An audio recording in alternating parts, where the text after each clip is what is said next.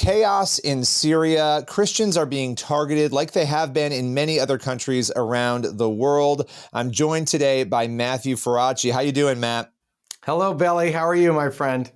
I am doing well. Now, I want to talk about this letter. There is a letter that you are a part of and multiple Christian leaders have signed on to.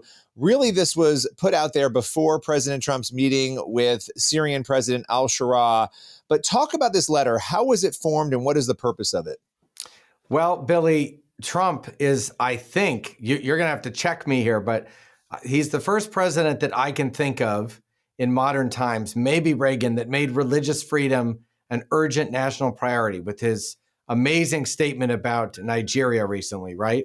And he said, like, it's part of the Trump doctrine is, I was looking at the quote, that the United States is committed not only to protecting Christians in Syria, but around the world in other countries where Christian persecution is a problem. This is a stunning statement because what he's saying is, Billy, that America first means that we protect Christians and we protect against Christian persecution. So with that backdrop, and of course, everybody's grateful for that. It's amazing, it's stunning, and it's way overdue. So with that backdrop, a bunch of Christian leaders found out, and this is a group, I think you know, Billy, Dede Laugesen, who runs Save the Persecuted Christians. And so I was talking to Dede, and Dede said, look, if we're going to take this Trump doctrine and extend it, shouldn't it extend to Syria, where they're slaughtering Christians and Druze? Now, I need to pause for a second, Billy, on the Druze. The Druze are the people that gave us the American system of government. How is that so? Because the Druze trace their ancestry back to Jethro, and Jethro is the guy who is the father-in-law of Moses, who told him in the book of Exodus, remember, Moses is sitting there and he's trying to do it all himself. And Jethro says, hey, Moses, you're crazy. Choose from among you leaders of tens, leaders of hundreds, leaders of thousands. That's where the founding fathers looked to get the current American system of government. It came from the Bible. So the Druze are responsible for that. Back in July, the Jelani's forces started an October 7th style attack in a southern city in Syria called Sweda. They took a Baptist pastor, dragged him out of his house, killed him and 20 members of his family. They raped little girls. They took grandparents and threw them off buildings with their grandbabies. They took an old man in his wheelchair and set him on fire. They ripped a guy's heart out and ate it in front of him. This is gruesome stuff that you ask yourself, Billy, how can one human being do this to another human being? Then they realized, okay, we're not going to kill 750,000 people this way. It's going to take a lot of time. So they switched their strategy to a siege. And there is currently, right now, as we speak, a siege around the city of Sweda, 700 to 750,000 people. They're being deprived of food, water, and basic medical supplies. In fact, the daily water allotment, I was just told, is less than the United Nations level for starvation. So with that whole backdrop, Billy, these faith leaders, who, as you know, probably more than anybody, are among the biggest names in the faith community. Jack Hibbs, Rob McCoy, Sammy Rodriguez, Alveda King, Jack Graham.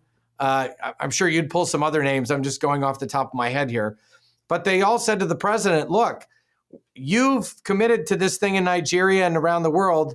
Syria falls under that. Can you please tell President Sharaa, knock it off?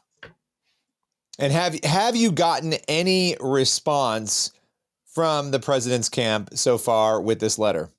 So it was confirmed both on the air, Billy, and also privately that people did deliver this letter to the president.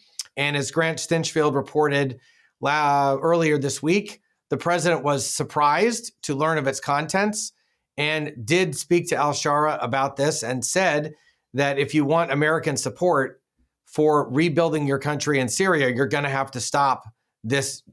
I hate to use the word genocide, Billy, because it keeps getting thrown out there irresponsibly, but this is actually an attempted genocide. Well, I mean, you have a situation where you have Druze, Christians, Alawites, others whoever is not essentially in the majority or is not in an extremist camp being Correct. Targeted by these people in Syria. And now you have somebody heading the government. Just if people don't know, al-Sharaa, talk a little bit about his background, because I think it helps people understand this is a person who comes from extremism, does he not? Yeah. This is a former al-Qaeda fighter. He fought Americans in Mosul during the Iraq War. He was the commander of the area. He is responsible, therefore, for the deaths of thousands of American soldiers and also 5 U.S. diplomats. So this is as the president might say, this is a tough guy with a rough background. Absolutely. Then, of course, he went to Syria, joined another terrorist group, and that terrorist group ended up overthrowing Assad. So he's president of Syria basically because he's king of the hill. Now, Billy, I am not one of those people, pie in the sky people, that's going to tell you that we expect in the Middle East to have democracy, to have the standards that we have in Western norms. That's how it goes, right? One guy kills another guy, becomes the dictator. So that's the question. And I think for the Trump administration, strategically, they're asking themselves, look, we've got a new thug in charge. Is it going to be Russia's thug? Is he going to be China's thug? Or is he going to be America's thug? And I understand that. I understand that the Trump foreign policy is let's make realistic decisions. But then the Trump foreign policy can also say, hey, since you need us so badly, and since we're helping you rebuild your country, you're going to have to do certain things that we want you to do. And one of those things is not killing people that are not Muslim. So, talk about this humanitarian corridor. What are some of the solutions here, right? The letter is making a call to the president to take this seriously. From what we're hearing, he reportedly did bring this up with al-Sharaa. What else do we want to see happen here?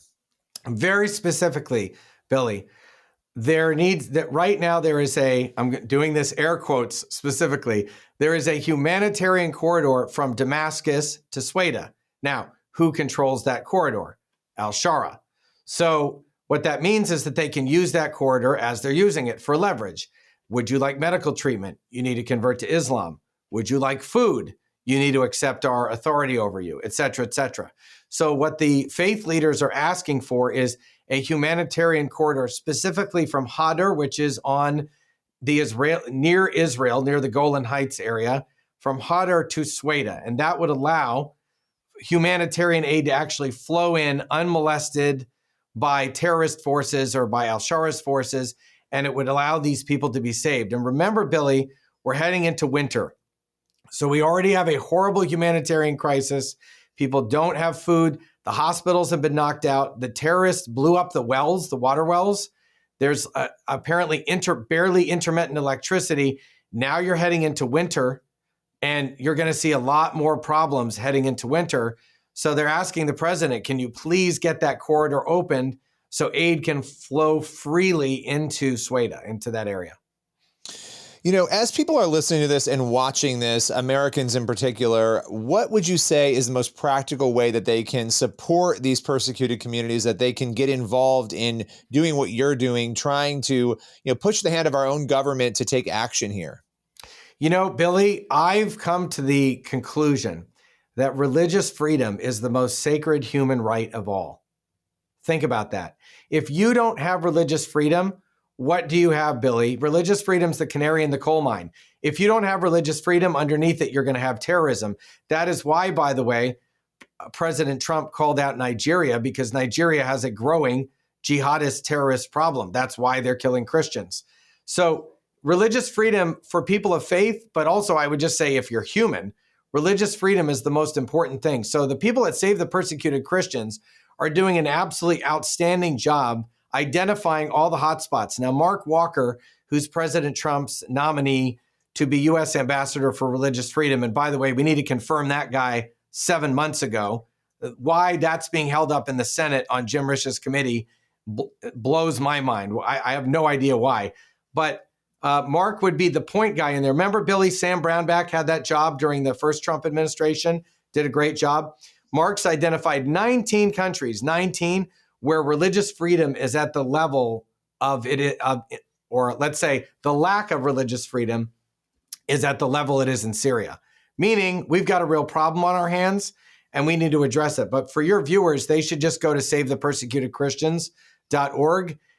People ask me this, Billy, all the time, and it's kind of heartbreaking. I'll be in other countries and they look at me hurt and they say, don't Christians in America care about us? And I always tell them, look, they do care about you, but they don't always know how to help you. So if people go to Save the Persecuted Christians, you can find out what you can actually do to help these Christians that are being persecuted in other countries. Well, Matthew Faraci, appreciate you taking the time, as always, and the work that you're doing to help persecuted minorities in Syria and beyond. Appreciate your time today. Billy, I'm grateful to you for shining a flashlight on this, because sunlight is the best antidote to this.